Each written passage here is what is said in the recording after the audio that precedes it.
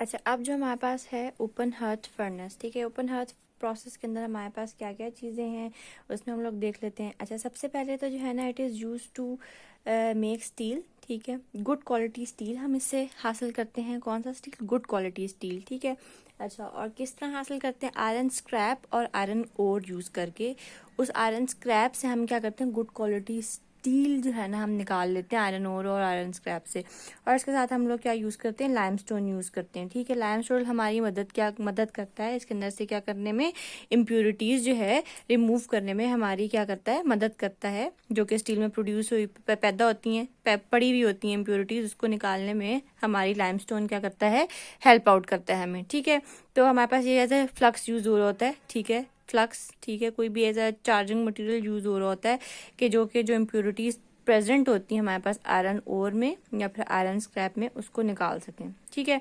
अच्छा, अब ये प्री हीट का वर्ड इसलिए यूज़ हो रहा है कि जो हमारे पास जो है ना फ्यूल गैस और आयरन जो है ना वो यूज़ हो रही होती हैं। जो हम लोग फ्यूल गैस और एयर जो हम इसमें डाल रहे होते हैं, इस कंबशन चैम्बर के अंदर हम फेंक रहे होते हैं, फायर करवा रहे होते हैं, वो बेसिकली क्या होती हैं? वो प्री हीटेड होती हैं, मतलब पहले से गर्म की हुई उनका टेम्परेचर इंक्रीज किया हुआ होता है, और फिर हम क्या करते हैं? कंबशन चैम्बर में फायर करवा देते हैं, ठीक है।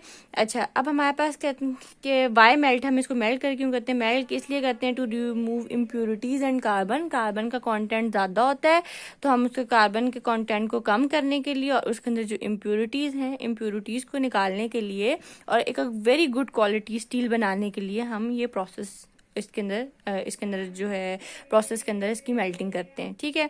और क्या है? और दूसरा इसका फ़ायदा हमें क्या होता है? To decrease brittleness and increase the malleable nature, ठीक है। इसकी जो ब्रिटल होता है, थोड़ा सा उसके ऊपर स्ट्रेस डालने से वो टूट जाता है, मतलब मेलेबल और डक्टाइल नहीं होता। तो हम क्या करते हैं? इसकी ब्रिटलनेस को कम करने के लिए और इसकी मेलेबल नेचर को इंक्रीज करने के लिए हम क्या करते हैं? ये वाला प्रोसेस यूज़ करते हैं। कार्बन कंटेंट जिसमें भी ज़्यादा होगा वो मटेरियल्स क्या होते हैं? वो ब्रिटल मटेरियल्स होते हैं, ठीक है।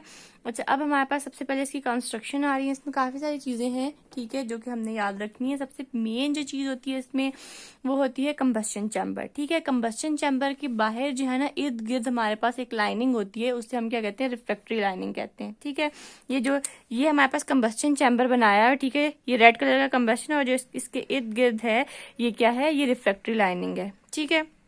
अच्छा, और साथ में ये क्या है? टैप होल बनाया हुआ है। टैप होल क्यों बनाया हुआ है? जो कि हमारे पास जब आयरन मेल्ट होगा तो हम क्या करेंगे? जो मेल्टेड फॉर्म ऑफ स्टील होगी, ठीक है, वो हम इसमें से बाहर निकाल लेंगे। स्लैग भी रिमूव कर सकते हैं, इसके अंदर जो क्या कहते हैं हमारे पास आयरन आएगा वो हम इसको रिमूव कर सकेंगे, ठीक है। अच्छा, अब हमारे पास क्या कह रहा है? कंबस्शन चैम्बर में क्या है? वेयर फ्यूल गैस, ठीक है, ये हमारे पास नेचुरल गैस होती है या फिर कोई भी और फ्यूल गैस हो सकती है, ठीक है। Fuel gas and air enters, ठीक है, enters to melt the iron. हम क्या करते हैं? एक गैस पाइपलाइन से जो है ना फ्यूल गैस एंटर कराते हैं, एक पाइपलाइन से एयर एंटर करवाते हैं, प्री हीटेड, दोनों को पहले से हीट किया हुआ होता है। वो हमारे पास रीजनरेटिव चैम्बर के अंदर हीट करते हैं हम उसको, ठीक है। दोनों को पहले से हीट किया हुआ होता है और उसके बाद हम क्या करते हैं? इसमें फायर करवा देते हैं, और उस फायरिंग की वजह से क्या होता है? वो जो आयरन ओर होती है वो मेल्ट होती है, और इसका जो किस टेम्परेचर के ऊपर हम इसका जो कंबस्शन चैम्बर का जो टेम्परेचर होता है वो कितना टेम्परेचर रखा होता है? 600 डिग्री सेंटीग्रेड से 1800 डिग्री सेंटीग्रेड तक, ठीक है। अच्छा, और इसमें इस कंबस्शन चैम्बर की जो हमारे पास जो ओपन हार्थ फर्नेस है, इसके चैम्बर की जो कैपेसिटी होती है वो कितनी होती है? 600 टन तक कैपेसिटी होती है, ठीक हो गया जी। अब हमारे पास कंबस्शन चैम्बर की हमारे पास एक तो ये हो गया रिफ्लेक्टरी लाइनिंग होती है, ठीक है। इसके चार्जिंग डोर्स होते हैं। चार्जिंग डोर्स हमारे पास क्यों होते हैं? कि हम इसके अंदर जो भी लाइमस्टोन और ये यूज़ कर रहे होते हैं वो उसको जो है ना हमारे पास जो उसके अंदर इम्प्योरिटीज़ पैदा होती हैं वो उसको रिमूव करवा सके, ठीक है। चार्जिंग डोर्स हो गए, रिफ्लेक्टरी लाइनिंग्स हो गई, इसकी ये रिफ्लेक्टरी लाइनिंग हो गई हमारे पास, ठीक है। और अब हमारे पास क्या आ गए? हमारे पास ये इसका पता चल गया कि ये हमारे पास कंबस्शन चैम्बर इसके ऊपर मुश्तमिल है। अब हमारे पास जो नेक्स्ट आता है वो होती है चार्जिंग डोर्स का मैंने बताया था कि आयरन स्क्रैप और limestone will be charge into the combustion chamber. हमारे पास जो इम्प्योरिटीज अलग करने के लिए जो हम लाइमस्टोन को यूज करते हैं वो इसके अंदर इन चार्जिंग डोर जो कंबस्टिंग चैम्बर है इसके अंदर जो चार्जिंग डोर्स बनाए हुए हैं, ये दो चार्जिंग डोर्स हैं, ये इसलिए यूज हो रहे होते हैं कि जो आयरन स्क्रैप और लाइमस्टोन है इनको चार्ज कर सकें, ठीक है।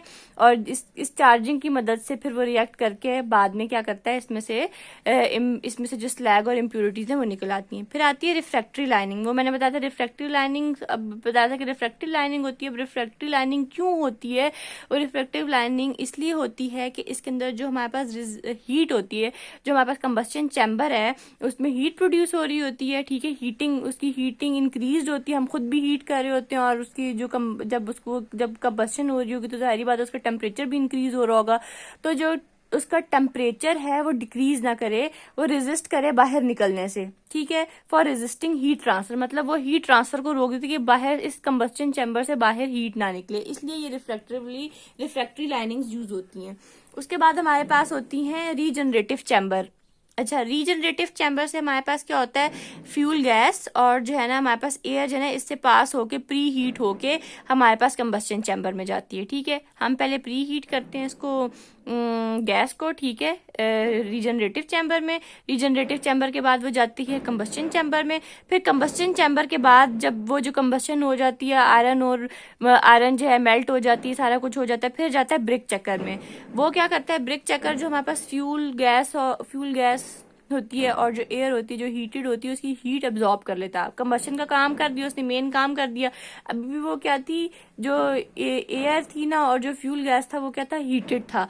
तो जो उसकी हीट थी वो ब्रिक चक्कर में क्या हो गई, एब्जॉर्ब हो गई। अब हमें एब्जॉर्ब इसलिए करें कि आगे हमें हेल्प आउट करेगी, हमें बार बार उतना टेम्परेचर उतने लेवल तक इंक्रीज करने की जरूरत नहीं है। इसकी जो एब्जॉर्ब हीट होगी हम वही यूज कर लेंगे। वो कैसे यूज करनी है, वो ऐसे यूज करना है कि 9 से 10 मिनट्स तक पहले रीजनरेटिव चैम्बर से कंबस्शन चैम्बर में जाएगा, फिर ब्रिक चैम्बर में जाके हीट एब्जॉर्ब होगी।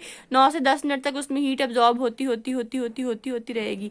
फिर उसके बाद क्या हो जाएगा, अल्टरनेट हो जाएगा। अल्टरनेट कैसे होगा, फिर जो हमारे पास जो गैस और फ्यूल गैस होगी वो ब्रिक चैम्बर से होती हुई कंबस्शन चैम्बर में जाएगी, फिर रीजनरेटिव चैम्बर में जाएगी। अब क्या होगा, जो ब्रिक वाला चैम्बर जो होगा वो बन जाएगा रीजनरेटिव चैम्बर के तौर पे। मतलब कैसे, रीजनरेटिव और ब्रिक चैम्बर है एक ही, मतलब इनकी कंस्ट्रक्शन सेम ही होती है, बस वो क्योंकि हमने पहले प्री हीट करवाना होता है ना गैसेस को, तो इसलिए वो हमारे पास क्या होता है कि पहले हमारे पास ना उससे रीजनरेटिव से होके कंबस्शन से होके ब्रिक। जब अल्टरनेट करेंगे तो ब्रिक की जो हीट होगी, ब्रिक चैम्बर की जो हीट होगी वो यूज होगी फ्यूल गैस और जो है हमारे पास एयर को हीट करने के लिए, उससे जाएगी कंबस्शन चैम्बर में। और जो रीजनरेटिव चैम्बर था वो क्या बन गया था, ब्रिक चक्कर बन गया अब, और उसके अंदर फिर हमारे पास इसी तरह हीट एब्जॉर्ब होती रहेगी, ठीक है।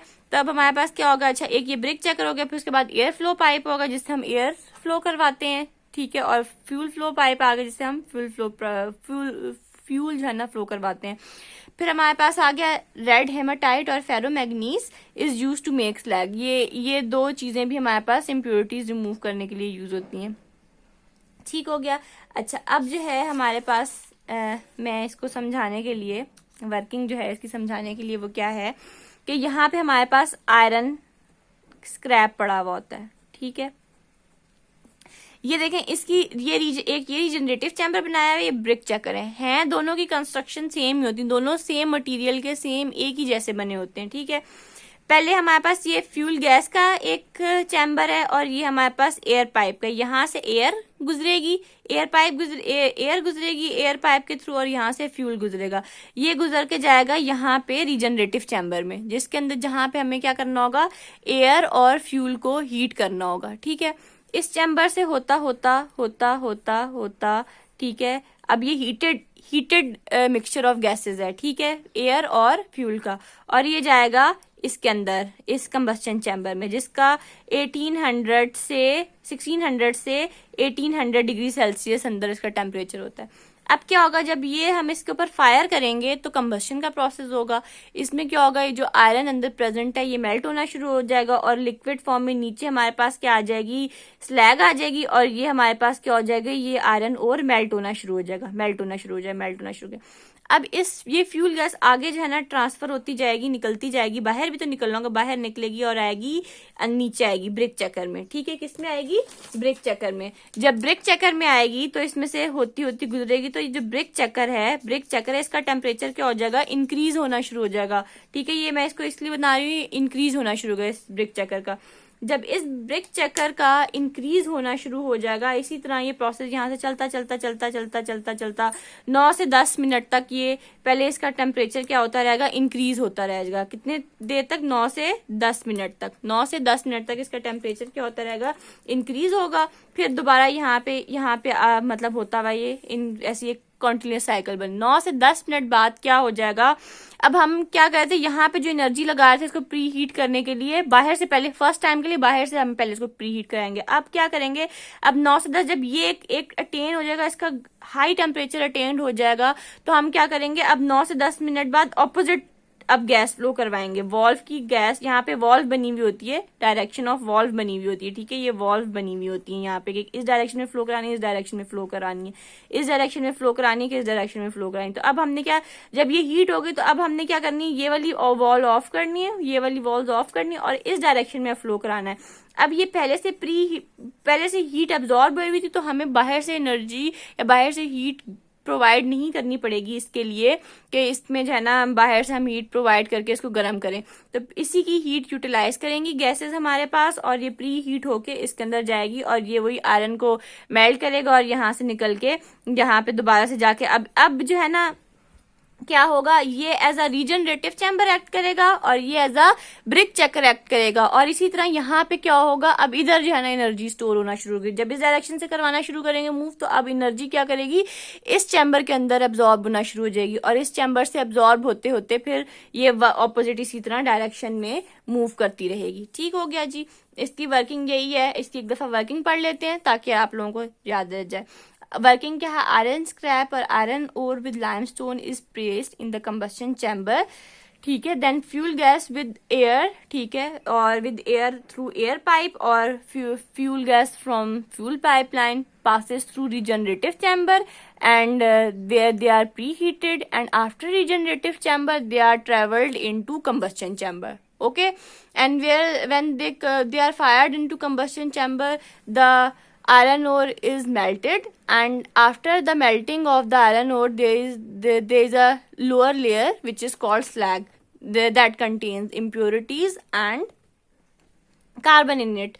After that combustion chamber, the air and fuel gas will pass through the brick chucker, where the brick chucker will absorb heat in it, and after that and this process continues for 9 to 10 minutes, and after 9 to 10 minutes, when the brick chucker is fully heated and it is able to preheat the gases, the process reverses and the brick chucker the process reverses, the direction of air and fuel flow will reverse.